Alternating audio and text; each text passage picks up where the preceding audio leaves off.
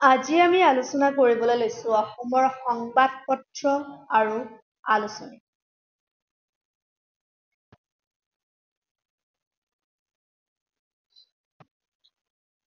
অসমৰ সংবাদপত্ৰ আৰু আলোচনী।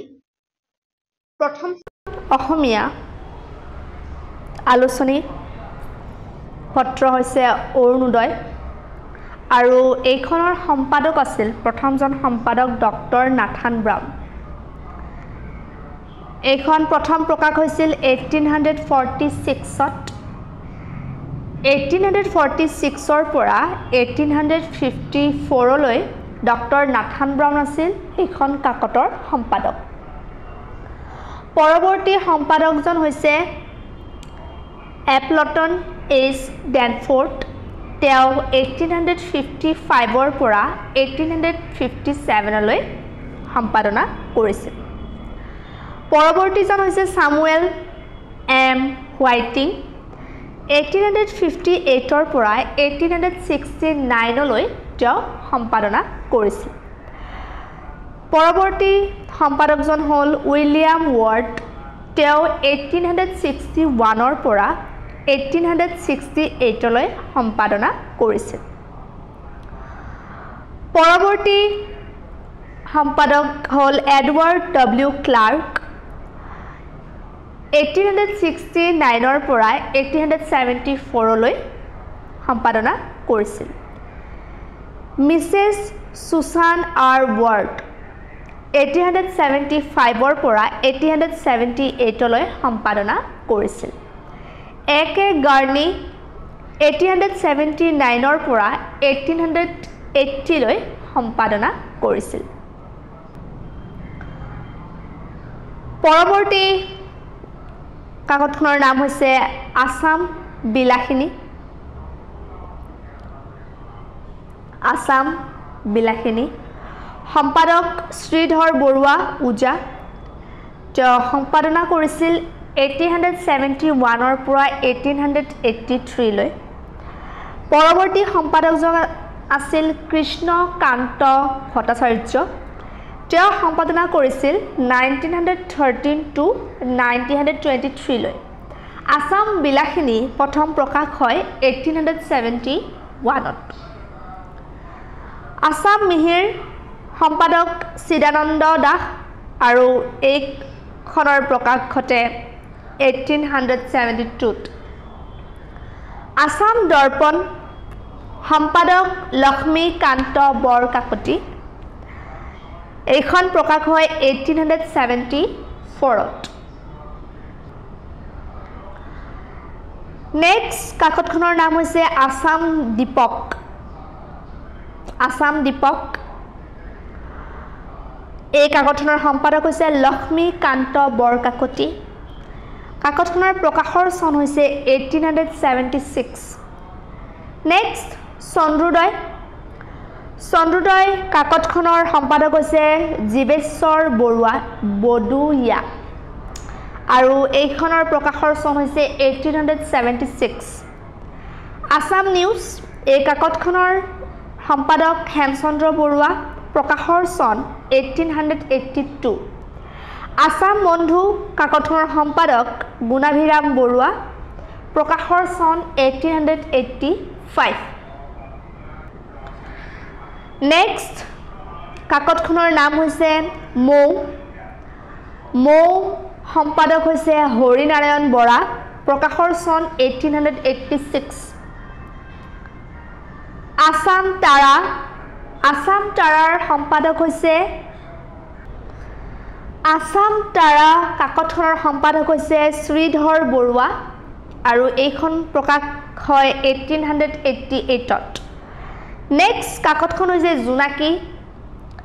এই কাকতখনৰ সম্পাদক হৈছে চন্দ্ৰকুমাৰ আগৰৱালা। জোনাকী কাকতখনৰ প্ৰকাশৰ চন হৈছে 1889। নেক্সট কাকতখন হৈছে বিজুলী। বিজুলীৰ সম্পাদক হৈছে কৃষ্ণপ্ৰসাদ দুৱাৰা। এই কাকতখন প্ৰকাশ হয় 1890ত। নেক্সট কাকতখন হৈছে আসাম। আসাম কাকতখনৰ সম্পাদক কালিৰাম বৰুৱা আৰু মানিক চন্দ্ৰ বৰুৱা। এই কাকতখনৰ প্ৰকাশৰ চন 1894 নেক্সট কাকতখন হৈছে টাইমছ অফ আসাম সম্পাদক ৰাধানাথ সাংকাকতি প্ৰকাশৰ চন 1895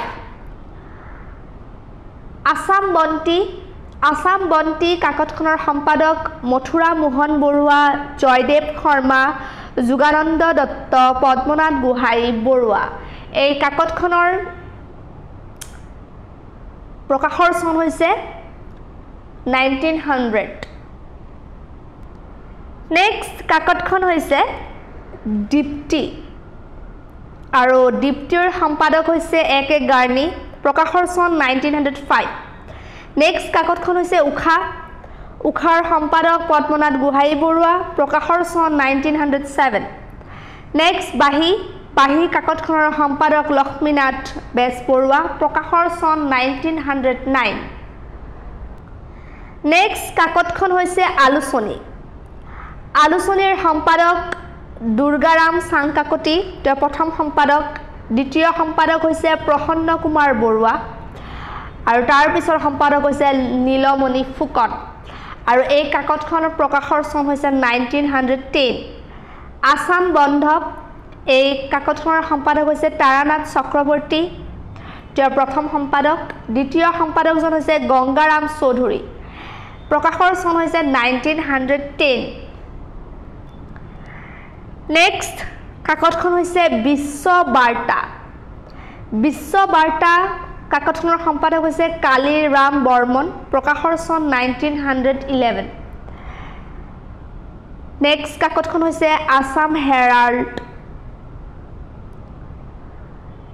আৰু এই কাকতখনৰ সম্পাদক হৈছে কৃষ্ণচন্দ্ৰ বৰুৱা প্ৰকাশৰ চন হৈছে 1912 নেক্সট কাকতখন হৈছে আসাম ৰায়ত সম্পাদক ভোলানাথ গোহাঁই প্ৰকাশৰ চন 1912 নেক্সট কাকতখন হৈছে প্ৰভাত সম্পাদক শৰৎ চন্দ্ৰ গোস্বামী প্ৰকাশৰ চন 1916 নেক্সট কাকতখন হৈছে ইছলামী আখবাৰ সম্পাদক পদ্মধৰ চলিহা প্ৰকাশৰ চন 1918 নেক্সট কাকতখন হৈছে অসমীয়া সম্পাদক চন্দ্ৰকুমাৰ আগৰৱালা প্ৰকাশৰ চন 1918 চেতনা কাকতৰ সম্পাদক চন্দ্ৰনাথ শৰ্মা অম্বিয়াগিৰি ৰায়চৌধুৰী প্ৰকাশৰ চন 1919 নেক্সট কাকতখন হৈছে অসম প্ৰদীপিকা সম্পাদক ৰজনীকান্ত বৰদলৈ প্ৰকাশৰ চন 1920 অসম কৃষক কাকতৰ সম্পাদক নাৰায়ণ চন্দ্ৰ বৰুৱা প্ৰকাশৰ চন 1921 অৰ্ঘা কাকতৰ সম্পাদক সিংহ দত্ত দেৱ অধিকাৰী পদ্মধৰ চলিহা প্ৰকাশৰ চন 1922 নেক্সট কাকতখন হৈছে